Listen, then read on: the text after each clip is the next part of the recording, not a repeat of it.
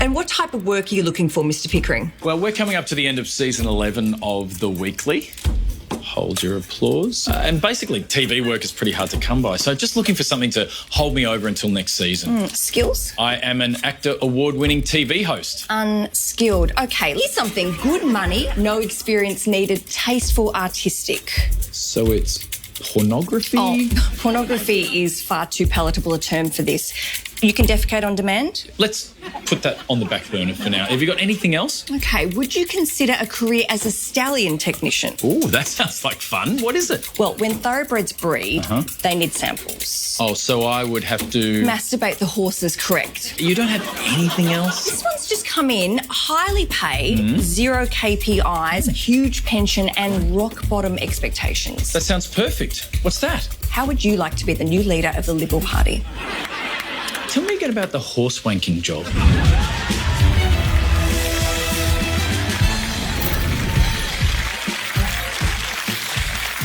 Hello, I'm Charlie Pickering and welcome to The Weekly. We've got a huge show for you tonight. Nicolette Minster takes on the menopause industrial complex. Conchetta Caristo explores the Russian knockoff of Eurovision. And fresh from calling his last election, I'll be joined right here at the desk by ABC icon Anthony Green. Yes!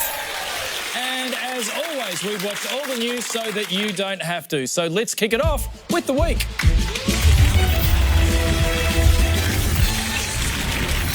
To Thursday, and the eyes of the world were glued to the Vatican chimney when suddenly... A little bit of anxiety, but sort of why did they decide... Oh, Morgan! Is that it? Do we see the smoke? Morgan, we've got... Look at that white smoke. We have white smoke. We have white smoke. We have white smoke. Grown men were brought to tears and the nuns went nuts. It's white. Let's go. Holy cow! Holy cow! Holy cow! For the first time in history, the conclave elected a holy cow. Sorry, Pope Leo XIV. So where's this guy from? And please, tell us as many times as possible. A momentous day for the world, the United States, and for us here in Chicago. The first American Pope, and he is from Chicago. Welcome to the special Chicago coverage of this new Chicago Pope. The first Pope ever from the United States. The first American Pope, which means communion will now be supersized. And I, for one, can't wait to eat the body of Christ out of a 21-piece bucket. In a shotgun conclave, Pope Leo was elected in just 30 hours. So why did the cardinals get it done so quickly? Heading into the Sistine Chapel means giving up their phones. I talked to one cardinal the other day who said the thing he was dreading most was having to give up his iPad. The one thing we know they're not doing is checking Instagram because their devices have all been confiscated. I believe the kids call it raw dogging.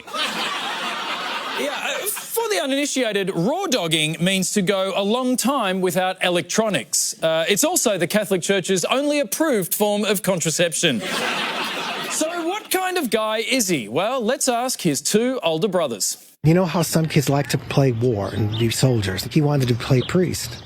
And so he took our mom's ironing board and put a tablecloth over it, and we had to go to Mass.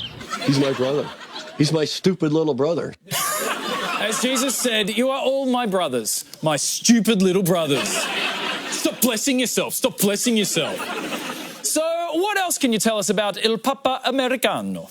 Father Joseph Farrell has known Pope Leo since the 1980s. He says the new Pope plays tennis every week and is a speedy texter. He's been to Australia before, and so he didn't particularly like Vegemite.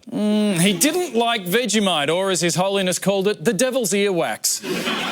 After the drama of the day, all that was left to do was run out of things to say. Just as the smoke came out, that seagull took pride of place. In fact, there's a baby there as well. I don't know what the collective noun for seagulls is. Maybe someone can email it to me at some point. What is it called, sorry? Flock. Is it a flock? Is it really a flock? OK, a flock of seagulls. Boring. While flock is acceptable, technically the collective term is a colony of seagulls, just like it's a murder of crows or a raw dog of cardinals. To Friday, and the Australian film industry was reeling from a possible new Trump tariff. Trump's plan to reclaim Hollywood with a 100% tariff on movies made outside the US has left the Australian film industry in doubt. The president saying that he will now put a 100% tariff on movies that, as he puts it, are coming into our country that are produced in foreign lands. If they're not willing to make a movie inside the United States, then we should have a tariff on movies that come in. Yeah, we get it, man. Subtitles are hard. While putting a tariff on goods is relatively simple, it turns out putting a tariff on movies could be a little more complicated. This was a pretty vague announcement. He did say 100% tariff, but on what? No one's really clear on that. So think about a movie like Mission Impossible. I mean, that's a movie that's shot all over the world. What happens to a film like that? Well, that one's easy. Tom Cruise will just stay locked in a crate on the docks until Paramount pays up. Thankfully, CNN's Wolf Blitzer was quick to show us how these tariffs could affect regular, everyday Americans. This is personal for me because when I was in Mission Impossible Fallout, the film, they flew me to London for my scene, to film my scene in London. So if Trump gets his way, you couldn't do that anymore. I was in James Bond Skyfall, too. I know. How many movies have you been in? A lot. Okay, yeah. There you go. Turns out the real Mission Impossible is getting Wolf Blitzer to stop reading out his acting credits. Luckily, the Aussie film industry had a heavy hitter in its corner. Australia's ambassador to the US, Kevin Rudd, has spoken out against Donald Trump's movie tariffs. This great Australian cartoon series about a dog in my hometown of Brisbane. I don't think we want to see a tax on Bluey. You know, Kevin Rudd is right. With a Bluey movie coming out very soon, this could be a disaster for Australia's biggest cultural export. But there may be a solution. We just need to convince Donald Trump that Bluey is actually made in America. Mom! Ivanka!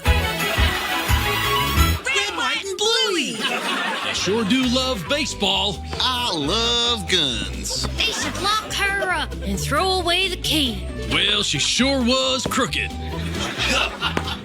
Home run! How good is freedom? Yeehaw! Asshole. Mom, there's a letter from Pop, Dwayne Sr. Jr. Hi, y'all. It's your dad. You know, the guy who killed Osama bin Laden. It is an honor to serve President Donald J. Trump, who is undoubtedly the greatest president in the history of our country. God bless the US of A.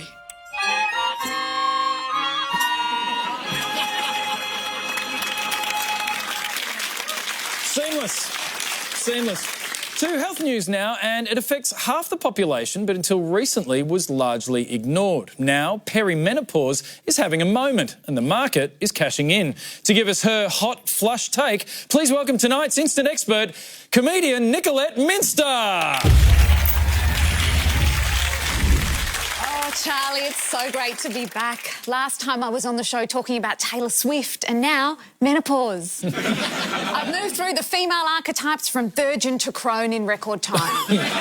Congratulations, Nicolette. For those who don't know, though, what is perimenopause? Look, I do hate to womansplain, but perimenopause is the stage of menopause that happens right before perimenopause and directly after lemon and herb.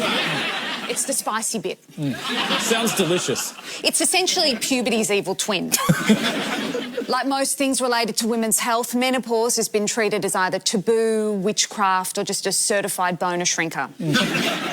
And what do we love to do with female shame and discomfort, Charlie? Well, I try to ignore it for fear of saying the wrong thing, but I'll have a go anyway. Do we talk about it? Study it? We monetise it. Because today, the global menopause market is estimated at close to $600 billion. Wow. And that's a lot of female celebrities making bank by putting their name on lube, supplements, creams, teas, chocolate, workouts, light-up dildos and pillows. Now, the pillows do nothing for hot flushes, but they are perfect for screaming into. Welcome to Menno washing, Charlie, where your symptoms are real and debilitating, but the solution's mostly branding. Take this cup of tea and I could say this is a menopause tea. I don't need any evidence to prove that because I can call it a menopause tea. I could charge 20 times as much, I'm sure, because I put Menno in front of it because I wash it with the word Menno. It's classic exploitative marketing. Honestly, Charlie, I think us middle-aged women might be better off turning to the real experts in menopause. Doctors? Killer whales. Female orcas, they stop reproducing in the 30s or 40s, but they can survive in the wild well into their 90s. Which answers the age-old question, how far will women's health go to avoid studying actual women? Turns out, all the way out to sea. And like humans, orcas live past reproductive age for good reason. To keep their adult sons alive. Yeah. Free Willy might be free. You know who's not? His mum. Maybe the real men watching was Mother Nature, selling us wisdom with age while we're slowly losing bone density and still cutting crusts off sandwiches for fully grown men. Would you please thank Nicolette Minster? The Weeklies. Today's headlines. Thieves on the run. They wish they can't even get to the car. Popular pet names. In a shock result, the #1 name is Greg. Hoons show off. Synchronized hoon dance scores a perfect 10 from police. Chickpeas 4 ways. The midweek dinner that's guaranteed to end your marriage. Star Wars burlesque. I had the idea of Darth Vader in a G-string 20 years ago, and they called me a pervert. 40 years of Live Aid. That's a long concert. Freddie Mercury must be exhausted. Running robots. Why are they running? Do they know something we don't? Run! The Weeklies. Today's headlines. Still to come, Conchetta Caristo unveils Vladimir Putin's very own version of Eurovision, and I handcuff Anthony Green to this desk and force him to call all elections until he saves democracy. But first to Saturday, and Anthony Albanese's landslide victory became a natural disaster for the Greens. Labor's crushing win has knocked out Greens leader Adam Bandt. After an agonising wait, confirmation he's been defeated by Labor's Sarah Whitty, bringing to an end a 15-year political career. The Greens had to beat Labor and Liberal combined. It's climbing Everest, and we've managed to do it a few times, but this time we fell just short. Falling short on Everest, the first time ever that Adam Bandt can relate to a billionaire. The defeat came as a shock to Bandt's loyal inner Melbourne constituents. Baristas expressed their grief in latte art, carabiners were lowered to half-mast, and whales staged a die-in on St Kilda Beach wearing Save Adam Bandt T-shirts. But not everyone was in mourning. What do you reckon, Pauline? There is a God. I was getting ready to come onto your program when I heard the news, and I couldn't help it. I did a dance around the house in my bra and knickers. And the One Nation bra and knicker set is on sale now, but sadly only comes in white. To Sunday, and a big day for mums and service stations that sell expired Gillian chocolates and flowers that smell like petrol. But if you wanted to go that extra mile, the news had plenty of great gift ideas. Let me introduce you to the Ninja Double Stack XL countertop oven and air fryer. It's 2 independent ovens, so you can make your full meal, your sides, all at once with no stress. 2 independent ovens for an independent woman. You're welcome, Mum. Any other hot tips for making Mum feel special? You can get her a spa gift card or gift certificate, and these are all things that you can order online so you don't have to see your mom in person. Perfect way to say I love you from a comfortable distance. On a personal note, my mum and I did what we always do. I gave her a bunch of tulips and she gave me an envelope full of news stories demanding I put them in the show. It's time for stories my mum sent me.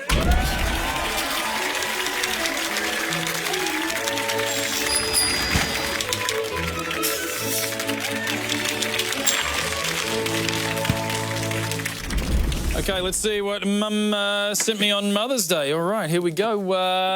A Kenyan court has fined 4 men for trying to traffic thousands of ants. Apparently, they were trying to smuggle the ants through an elaborate network of underground tunnels. The world's top porn stars have gathered in California for the 7th annual Pornhub Awards. The coalition scored 10 nominations for getting thoroughly screwed by an entire nation. Well done. Well done. Mum's words, not mine. Oh, this one's interesting. A British woman has been ripped off $23,000 after scammers made her believe she was in a relationship with Dr. Chris Brown.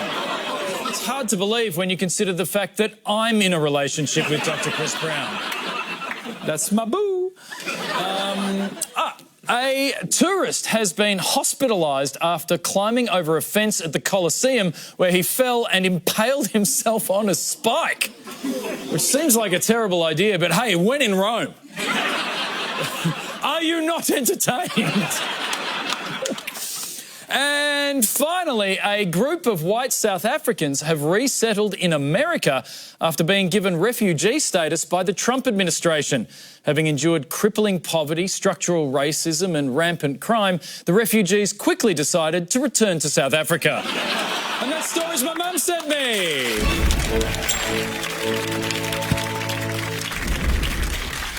While the world gears up for Eurovision this week, there's another music competition taking the Eastern Bloc by storm. After being banned from Eurovision for invading Ukraine, Russia has resurrected the Intervision Song Contest.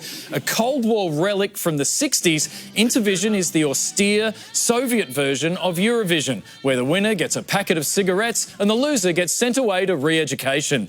Here to tell us all about it, would you please welcome Conchetta Caristo!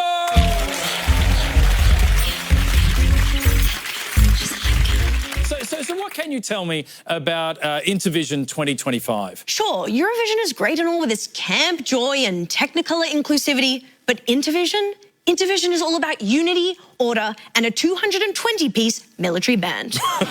Charlie, have you ever thought, I wish music had rules? Oh, no. Good. Because Intervision has a bunch of them, including no songs about violence, no politics, no insulting the honor and dignity of society, and you must respect cultural, ethical, and religious traditions.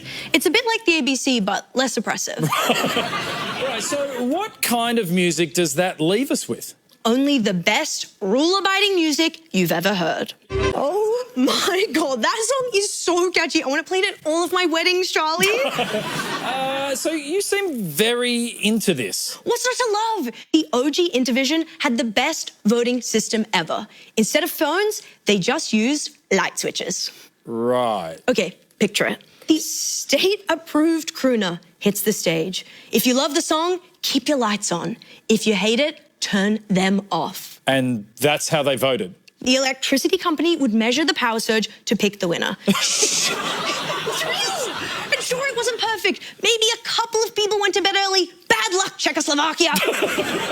Right, so who exactly will perform in Intervision Moscow 2025? Great question. Just the usual lineup of music-loving, diehard villains. Your Iran, China, Armenia. Basically, if your accent sounds like a Bond villain, you better start warming up those vocal cords. But you can't say Intervision isn't inclusive, Charlie. Anyone is welcome to enter. Really? Anyone? Literally. I'm just saying that if Australia is looking for someone to represent us, I can clear my schedule and my internet history. Yeah, but what about the whole, I've been rehearsing. Hit it! Aussie, Aussie, oi, oi, oi, oi, oi, oi, oi, Aussie, oi, oi, oi. Aussie, oi, oi, oi, oi, oi, oi, oi, oi, oi. Aussie, oi, oi, oi, oi, oi, oi, oi, oi, oi, oi, oi, oi. Would you please thank Conchetta Caristo?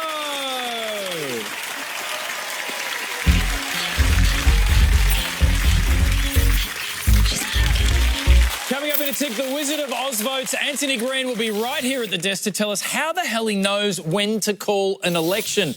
But first to Monday, and we had hoped to bring you an update on the conflict between India and Pakistan or the efforts to bring an end to the war in Ukraine.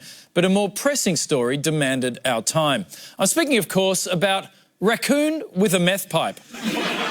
A harrowing story that began with a routine traffic stop in Ohio involving a pet raccoon, which is legal, and its meth pipe, which is not. Nothing prepared officers for what they found during this traffic stop on Monday. A patrolman noticed something unusual in the passenger seat of her SUV.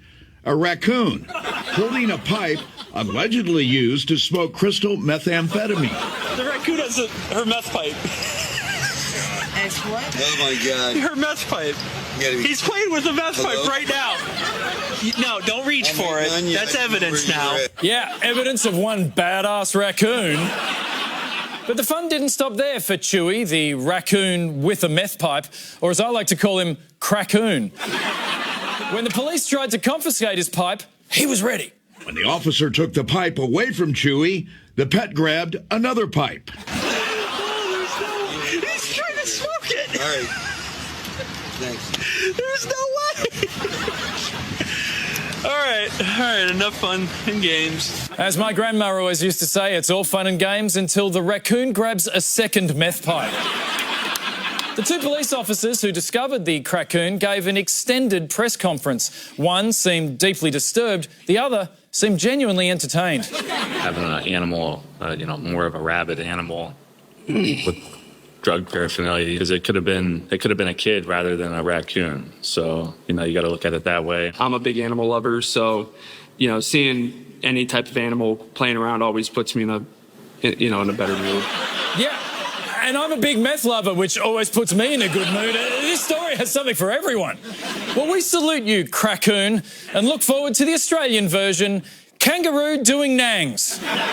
Or, if you will, Nangaroo. Amen, yes. We salute you, Nangaroo. To Tuesday, and the Liberal Party met to elect a new leader. The original contenders were Angus Taylor, Dan Tehan and Susan Lee. So what do we know about the cream of the Liberal crop? This is a real problem for the Liberal Party. They've had a talent drought. Angus Taylor, didn't prosecute the economic case at all. Taylor didn't do the work. He's lazy. Dan Tehan, I think, is someone who's, quite a nervous performer. Susan Lee's idea of doing the numbers is consulting her numerologist. I mean, she's a nutter.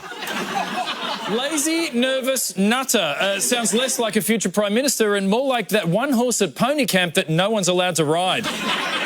And if you're wondering about the numerology thing, Susan Lee's name used to be spelt with one S, but numerology told her that if she added an extra S, she would live an exciting, interesting life. Well, it turns out she was right. The Liberal Party has met. And we have determined that the new leader of our Liberal Party is Susan Lee. Susan Lee is the new leader. Her official response, yes. Sorry, yes. Congratulations to Susan Lee, the first woman ever to lead the Liberal Party. And congratulations also to her new deputy, who won it in a very tight vote, Raccoon with a meth pipe. Congratulations. To our guest tonight, and 36 years ago, a young man joined the ABC on a 6-month contract as an election researcher. Since then, Anthony Green has covered more than 90 vote counts, including an incredible 13 federal elections. This election was his last on air as the ABC's chief election analyst, and we are delighted to have him here tonight. Would you please welcome the one and only national treasure, Anthony Green? Yes! Welcome. I'm just delighted to have you here at the Weekly. But let me ask you, now that you've relinquished your on-air duties, the pressure is off, who did you vote for? No. You got convinced by all those texts from Clive, didn't you? Yeah. You just caved in eventually. It was just like, I kept thinking I just wanted to go in there and where were the triumph of the parrots? So, Well, you have been part of our election nights for a very long time. A lot of people can't imagine an election without you. But is it true that it happened by accident? I just happened to be looking for a job one weekend. I'd gone back to university, done an economics, politics degree. I'd worked in the computer industry. And then I saw this job ad for an election researcher. Well, that's what I want. It was 6 months. They had 150 applicants, interviewed 8, 3 with PhDs, and they picked me. And I think I had the qualifications, but I also had this experience with computers, which was unusual in 1989. And I think the problem had always been how to get the journalists to talk to the people who ran the computers, and they think you found it was me who could do that between them. And I think to this day, I still act as that interface. Even you describing yourself as an interface, yes. It's so arm's length, like you are our human election computer. But I've got to ask, what was it like the first time they were like, do you know what? Get the computer nerd on talking about it. No one else can do it. Were you bricking it? Were you terrified? What was that like? Well, the first time I ever appeared on camera was a report about a redistribution, and I had to point at a map, and my hand was going like that. And the director came down and gave me my first tip in television. She said, if you lean the pointer on the map, it won't shake. So that was my first tip. Oh, wow. You really have had a love-hate relationship with the ABC computer over the years. We haven't had that many problems. I mean, people sort of say, oh, your touchscreen doesn't work. It's usually something, it's me operating incorrectly or it's not communicating over a network. The technology has got much more complex over the years, and we rely a lot more on the computer to do calls, but it's still the basic design that I came up with in about 1991, but we've had to augment it and made it more complex and give us more ability to turn things on and off. Plus, these days, you had to be in the tally room in the 1990s to get the results. I call it bungee jumping for intellectuals. You were tethered to the Electoral Commission by this thin stream of data, and you're there on camera thinking, God, I hope that data keeps coming in. Nowadays, it's also like some computers talking to each other in the internet, and they pull down gigantic files. So you don't have to be in a tally room anymore. I miss the old tally room. It used to be great fun and the noise, and everyone was the bustle. But, I mean, you couldn't do a modern election coverage in the outside broadcast like that with all the technology we use these days. Now, on the ABC, we know that someone has lost their seat because you tell us that they have lost their seat. Over on Channel 9, I don't know if you've ever seen this, but they do it a little differently. Let's take a look. Into the drink. 3, 2, 1. Oh, Throw the ball. it is. Do you ever look at that and think, maybe I want a dunk tank? Could you imagine what they would say if the ABC had a dunk tank? I'm given the papal conclave. I was thinking, why don't we have a sort of smokestack with some milk? Oh, that would have been wonderful. No, that wouldn't have worked. Well, I believe that we all owe you a debt of gratitude, not just for telling us who won on the night, but for educating a nation about how elections work. So we at The Weekly wanted to give you a little gift to show our appreciation. So after decades of explaining what a swing seat was, we thought you should have one of your own. This is the Anthony Green swing seat. It is safe, stable and two-party preferred. Seriously, it's not safe for any more than 2 people on there.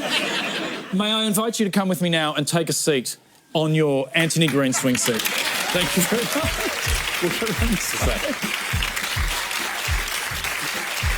That's all right. Oh, what have you...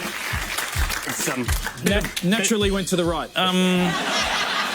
That is the show for tonight. Would you please thank Nicolette Minster, Conchetta Caristo and the one and only Anthony Green. We will be back next week with Ben Lomas, Margaret Pomerantz, Zoe Koomsma and Reece Nicholson. And don't forget to tune in to my radio show, TGIF. You should check it out. You'd love it. TGIF, Friday afternoon. ABC Radio and Radio National, or just download it from the ABC Listen app. Until then, thank you for watching. I'm Charlie Pickering, and on behalf of everyone here at The Weekly, good night.